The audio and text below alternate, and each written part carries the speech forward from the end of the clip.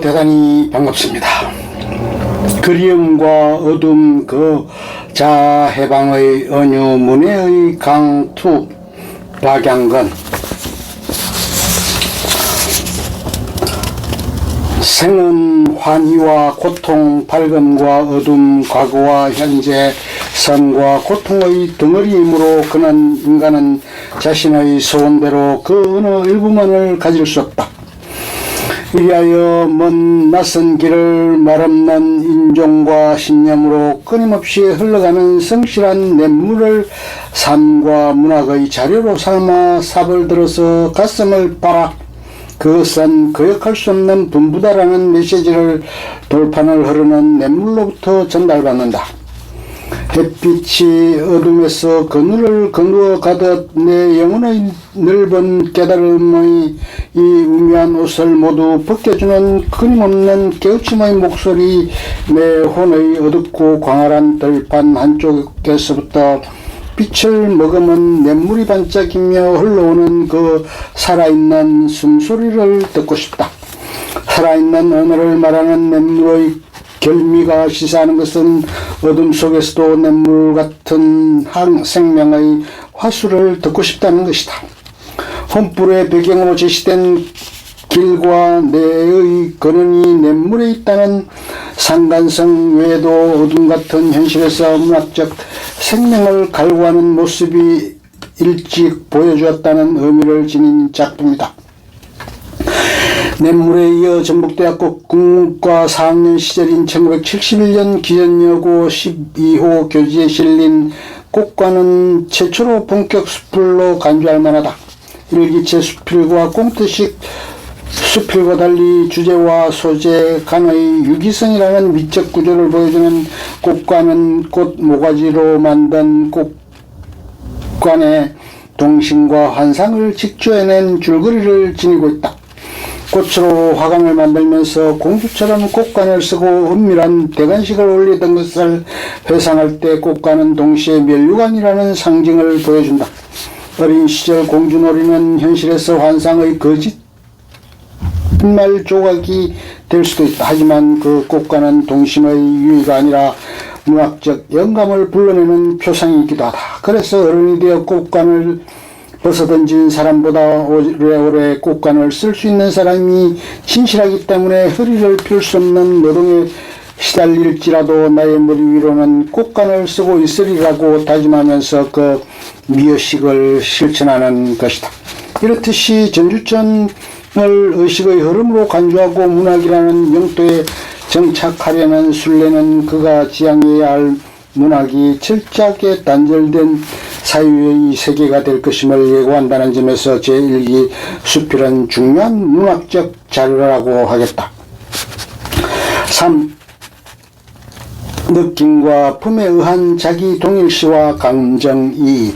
1980년 4월 최명희는 혼불을 쓸 때 쓰지 않고 사는 사람은 얼마나 좋을까. 그러나 핑계만 있으면 안 써보려고 일부러 한눈을 팔던 정과는 달리 혼불은 드디어 나도 어쩌지 못할 불길로 나를 사로잡고 말았다고 라고 고백하고 있다. 혼불 집필 전후의 이러한 절박함과 문학적 분출은 그의 수필 세계를 밝혀주는 담론일 뿐 아니라 어떤 글이든지 일단 쓰기 시작하면 한 번도 본 일이 없는 사람들이 들의 늑시시키는 대로 말하는 휘몰이라고 토로한 신내림의 정체도 수필 쓰기의 토양이라고 하여도 과언이 아니다.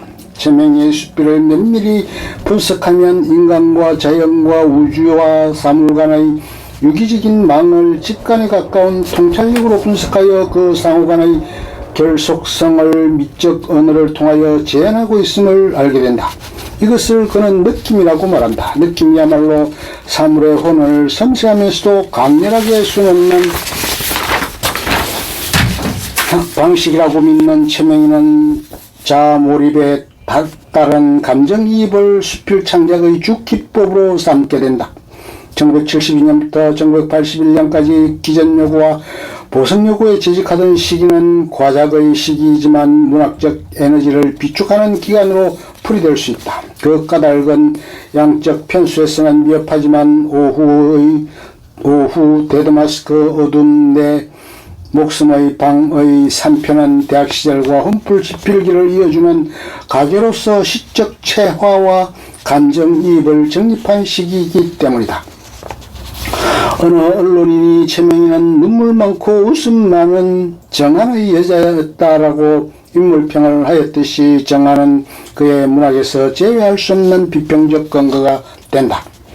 인정에 대한 배고픔과 남모를 한을 삭히려는 카타르시스가 농축된 이들 작품을 이해하기 위해서는 먼저 흠불을 쓸 때 밝힌 신경의 일부를 되살려볼 필요가 있다. 나는 인간과 자연과 우주와 사물의 본질에 숨어있는 넉서의 비밀들이 늘 그리웠다. 그리고 이 비밀들이 서로 필연적인 관계로 작용하며 어우러지는 현상을 언어의 현미경과 망원경을 통하여 섬세하게 복원해보고 싶었다.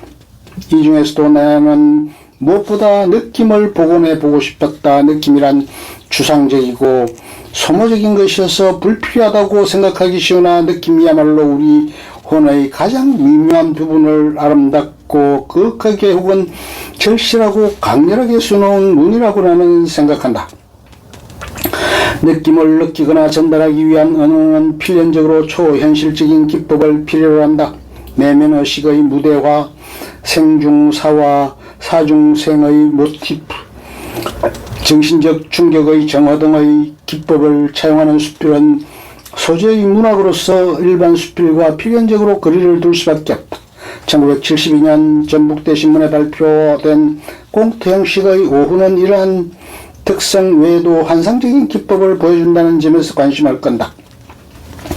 오후라는 시간을 배경으로 아이와 화자가 등장하는 무대에는 건태와 고독이라는 분위기가 설치되어 있다. 아이의 건태로운 상황을 설정한 이 작품은 나의 키의 아이가 처했던 상황보다 발전된 내면의식을 보여준다. 아이의 울음소리를 찾아내려는 서두와 그 원인과 해결책을 물색하려는 전개부와 아이와 화자가 동일체로 간주되는 결미의 3단 서술 구조는 수필의 기본 양식에 해당한다. 더구나 대상과의 자기 동일시를 이루어 화해를 도모하고 보편적 인간의를 실현하려는 주제의식은 정한의 여인으로서 최명희가 처한 상황에 부합한다고 하겠다. 수필을 읽을 줄 아는 독자라면 모래뜸 위에서 발견된 아이는 문학이라는 절제되게 구속되지 못한 주변인으로서 그리고 아버지를 상실한 후 유아기에 머물고 있는 작가자의 일부임을 간파할 수 있다. 화자는 울고 있는 아이에게 치닫기와 모래쌓기를 보여주면서 소외감과 건태감을 진정시켜주려 한다. 하지만 작가조차 아가 뭐 색다른 놀이 없을까라고 3번이나 묻듯이 교사로 근무하면서 사는 것 외에 아무것도 하지 못한 무기력하고 권태로운 상황은 고통받는 자아를 비추는 임상극 같은 구조에서 숨김없이 드러난다. 이처럼 생활인이 아닌 혼의 탐색자로서 최명희에게 직업은 무의미함으로 쥐를 잡는 행위는 영적 에너지를 고갈시키는 일상을 상징한다고 볼 수 있다.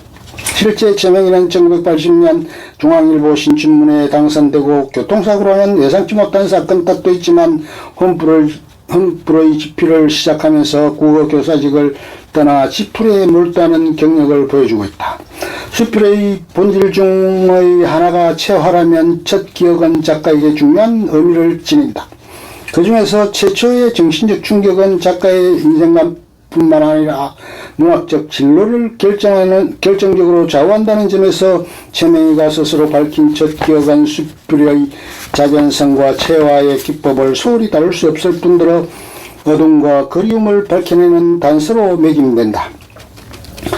2살 무렵의 첫 기억을 묘사하는 어둠 내 목숨의 밤은 이런 의미에서 중요한 비평의 대상이라 할 만하다. 줄거리는 햇빛이 밝히지만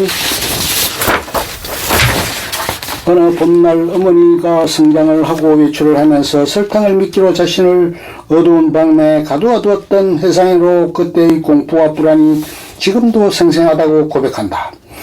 한 그릇의 설탕과 앞서 오후에서 다룬 모래더미를 병치시키고 울고 있는 두 아이를 나란히 세우면서 최명희의 어두운 고독 보호자에 대한 그리움과 상실감은 2살 때부터 시작한다는 놀라운 발견에 다다른다. 그가 완산동물원에서 가족의 웃음을 표현했고 계절과 먼지들에서 어둠을 은유화하고 나의 귀에서 짬내로 순한 아이가 사회로부터 당하는 배신감을 연이어 그려내는 까닭도 그때의 공포가 어둠과 불안, 그리움의 근원으로서 원하든 원하지 않던 그의 문학적 토양이 될 수밖에 없었음을 보여준다고 하겠다. 오후와 어두운 내 목숨의 밤에서 등장하는 두 아이는 1973년 전북대학교 교재에 발표된 소설 형식의 데드마스크에서 미술선생이 새꼬마스크를 만들어줄 때 간접적 죽음을 체험하면서 성장의 상승 통로를 거치게 된다. 미술선생이 눈을 감고 입을 다물고 지금까지 지내온 가장 그리운 풍경이나 돌아올 미래 혹은 잃어버린 꿈을 생각하라고 말할 때 성인 화자 최명희는 미술선생의 지시를 거역하지 않고 순순히 받아들인다. 이하여 그의 육신은 부동의 자세로 죽음을 맞이하지만 느낌을 불러주는 감각은 어느 때보다 예민한 반응을 보여줄 수 있다. 마스크를 만드는 일은 글쓰기로 비유되어진다. 마스크를 만들려면 간접적 죽음을 경험해야 하듯이 그에게 글쓰기는 죽음의 의식에 가깝다. 그러나 그 죽음은 박제가 아니라 새로운 실체를 발견하는 부활인 것이다. 이 얼굴 위에 덮인 어둠을 깨고 아무래도 다시 한번 싸워야겠다. 비록 아무런 소득이 없을지라도 이 장액을 허무하게 잃어버린다 할지라도 한 번도 빼앗기거나 빼앗은 일이 없는 남루한 생애를 일지에 남길 수는 없지 않는가. 바깥은 지금 휴양한 한낮일 텐데 그 빛 속에서 홀로 어둡고 서럽게 죽어갈 수는 없지 않은가라고. 어둠에 익숙했던 정신적 수인이었던 그가 가사 상태의 거추장스럽고 시끄러운 자아를 버리고 한 번도 활용되어 본 적이 없는 통장 속에 갇혀있는 지금 같은 자아를 찾을 때 최명희는 어둠 내 목성의 밤을 밝힐 빛이라는 문학적 결실을 얻게 된다. 최명희의 수필은 나르시즘뿐만 아니라 카타르시스의 복합성으로 엮어진다고 말할 수 있다. 전주가 지닌 역사적 그림자와 일제암흑기를 살아야 했던 후손으로 자임하는 작가의식에서 보면 수필쓰기라는 개인적 탈출은 필연적으로 소설이라는 보다 대성적인 해방구를 찾을 수밖에 없다. 동시에 원뿔의 심적 분위기에 해당하는 어둠과 그리움이 수필에서 출발한다는 점도 부인할 수 없다.